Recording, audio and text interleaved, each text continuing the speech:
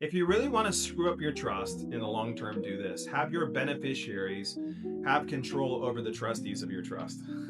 That will make your trust a sham trust. And a lot of times I see that people are doing this kind of by accident. And it's partially because they just don't have experience actually working in a trust. You see, trustees have full control over the property inside of the trust.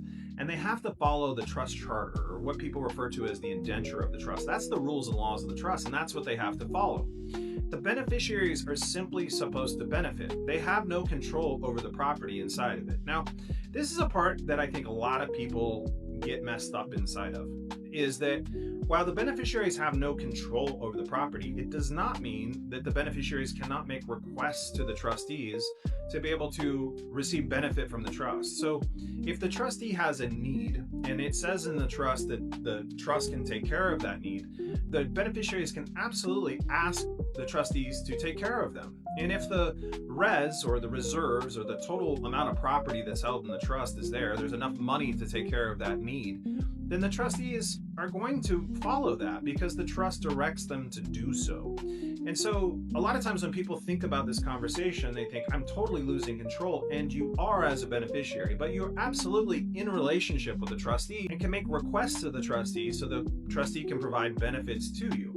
Now, the trustee has the discretionary power to tell you no if the request is ridiculous, but it doesn't mean that you're somehow cut off from each other. And I think people miss this because in relationships, in a trust, it's a relationship between the trustees and the beneficiaries and the creator of the trust. And so it's not as though they're not going to talk ever again, or they can only talk about certain things. So your beneficiaries can absolutely make requests to your trustees. And if your trustees are granted the power inside of the charter of the trust to be able to provide those things and the resources available, there's no reason why they wouldn't. And so it's an important thing to look at when you're looking at the trust, because what you don't want is a situation where your beneficiaries are controlling and running the trust.